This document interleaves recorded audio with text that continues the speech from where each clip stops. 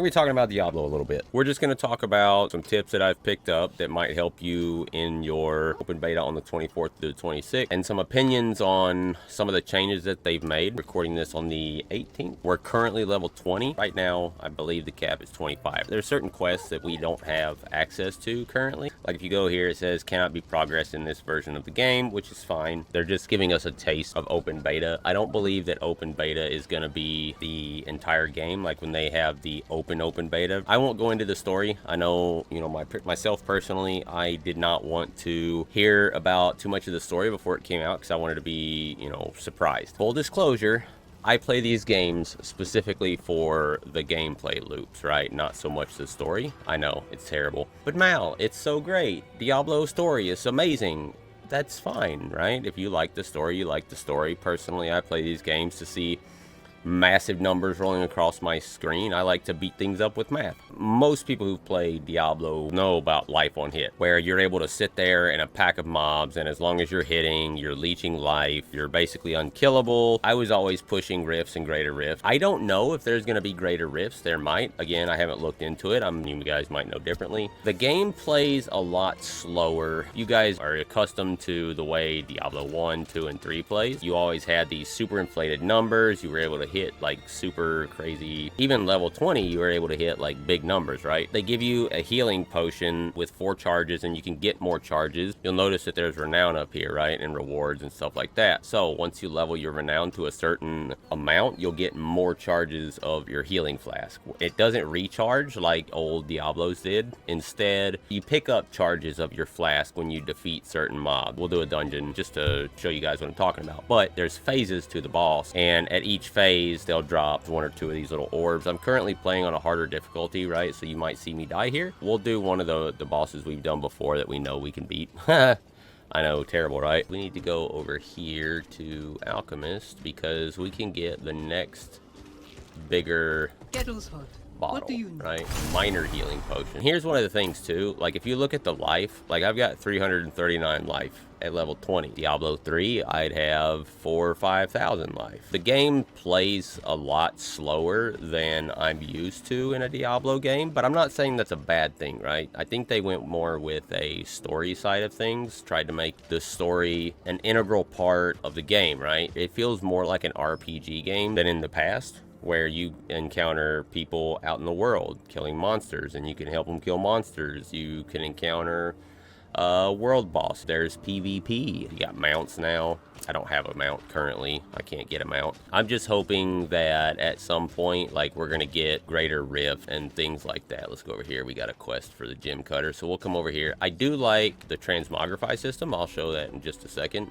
Tell me about gem crafting. Let's see what they have here. Voiceovers aren't fully fleshed out, so if you hear a voiceover that's not fully fleshed out, it's just because it's in early access to beta. So before, you had to spend like massive amounts of money to change your gear and stuff, but here, like, you can come in here and you can create these ensembles and save them here. You can create new ensemble slots, but you can pick all of these. They don't cost to put them on to transmog them, right? So you can make your character look fairly unique. And you got the dyes down here. You don't have to grind for dyes, as far as I know. There might be some dyes that you have to grind for. I'm not sure. Barbarian's got 3 different weapon sets. You got your dual weapons, you got your long sword, and you got your hammer, right? Or this, not really long, 2-handed weapon, and you got your hammer. I definitely like the transmog system that they did. I do like the fact that they busted these apart, right? So that this one's all equipment that you pick up. You've got quest items here, consumables here. There are potions and stuff like that you can take to assist you. Now you've got a dash ability. But you used to be able to destroy things and get a, like that right there, right? So if I was to use a potion, that would refill one of the flasks. Love the way it looks. Oh, we have a, hang on, chat. Guys, we gotta, I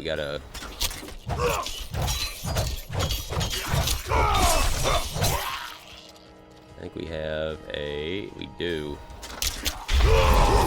Don't have enough fury.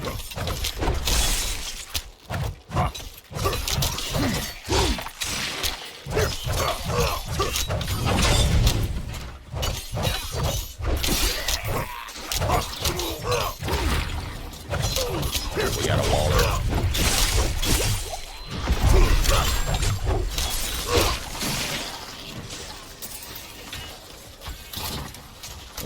ready yet. There's certain things like that Druidic Charm, I can't use that thing right now. The 3 classes that we're able to use right now is Barbarian, Sorcerer, and Rogue. Unfortunately, no Necromancer. Bleed builds on Barbarians are super strong. It still plays really fun. I enjoy it. Alright, what do we got here? I feel like we should take that. More armor, healing received, and movement speed. But we gotta, you know what? Let's do it. Let's take that. That has a socket on it. More movement speed, dodge chance, 6% from distant enemies. We'll take that. So there's no life on hit, but there is a life on kill. Alright, so we'll come in here, Lights Watch. And this doesn't reveal any story. I feel confident running this place.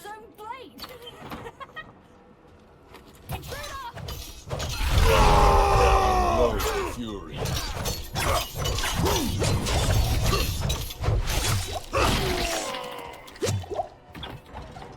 Barriers are good. Barriers are always good, guys.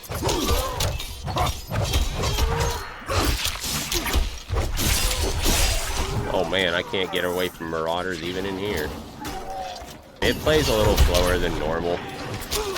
Gotta get out of there. That little circle right there, that's a Horrify. We gotta go get a key from some of the washed in here.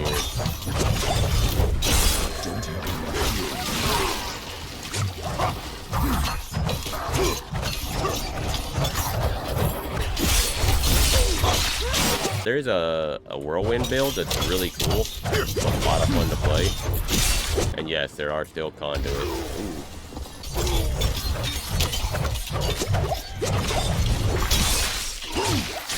So blast waves are like curse chests, I guess. The blast wave conduit.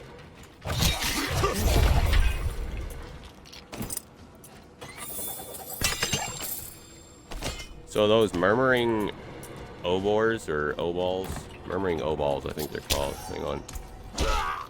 Obols. Oop, oop, oop. Hold up. Pause. Oh, please. They're like blood shards. They're basically this Diablo blood shards. Another blast wave. Oh, this is the one where just every once in a while I kind of throw out waves. Oh, like that. Just outright kill him. Oh, I'm trapped. We gotta find one more Watchman. When I'm using that #1 ability, so I'm applying bleeds with Rend. Rupture will cause them to bleed or to take all of the damage from a bleed at once, right? So if you look at their health bars, right, you'll see it's like a darker red. When I rupture them, and I've got it upgraded, but when you rupture them, it causes all of that damage to be applied at once. I'm not ready. Environmental hazards can also damage the mobs, which is nice. You can hit a red barrel, you know, or an explosive barrel. Oh god.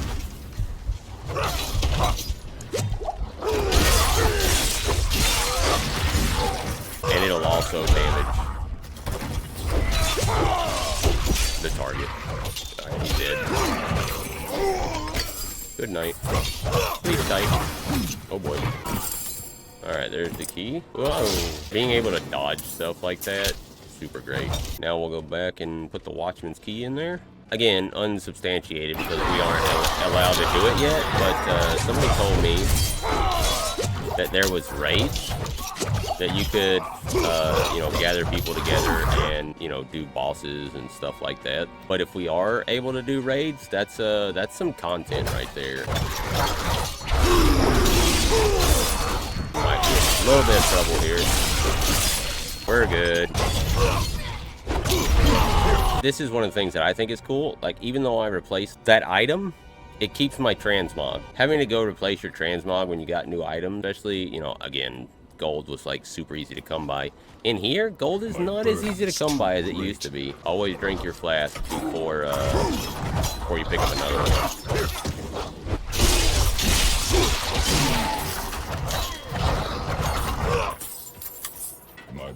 bags are full. My bags are full. You can still go back to town like you could. Hit T, go back to town. If you leave town, you know, just like before, if you leave town, your portal disappears, or if you log out, your portal disappears. To get new transmog options, you'll take gear, right? And you'll come over here to this guy. And you notice that these things have a little hammer on them, right? So, boom. That one, that one, that one, that one, that one, that one. Those new transmog unlocks, right? And you come over here and sell it to these guys. Now we'll take the town portal back. So far, I'm definitely enjoying the game. When you level up like that, it does a big burst and kills everything around you. I don't know if that works for like boss mobs. So your primary skill determines which of your weapons that you have out. One of my favorite characters was always the Crusader. Unfortunately, they don't have them with D4. But Druid looks like what's going to be my personal choice. Like, I really like the way Druid looks. It looks super fun.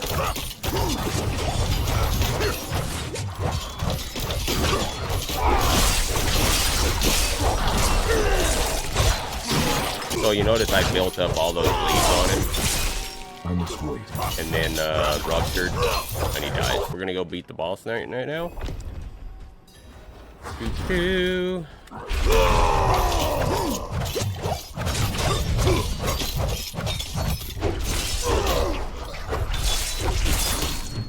Right, now we'll let her bleed for a little bit.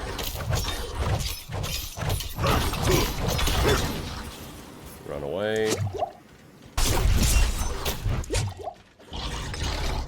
All right, so she went through her phase, right? So we got one of our potion bottles back. We'll just stand toe to toe with her right there. Get some bleeds on her. Move. We'll do a little move right there. All right, so see how we got the that potion bottle back? I hate these guys because they like to do leaps. Don't have any potions. I need time to do that. Oh, see, there we go. Potion bottle right there. Oh.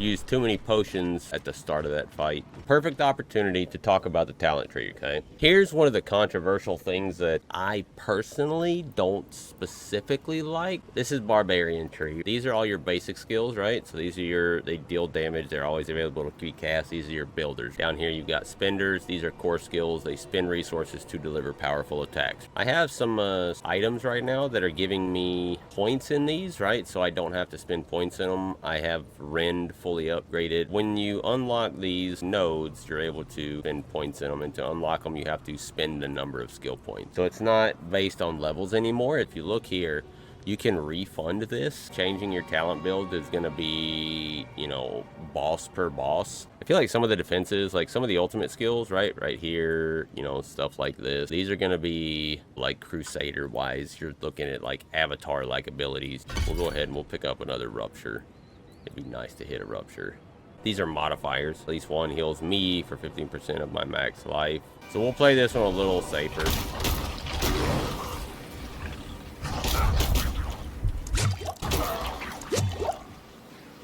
Might have been a little too liberal with that as well. Ow. Oh no, that's not great. Oh no, no, no, no, no. Oh my god, this thing needs to die. There we go. Oh boy. Nice.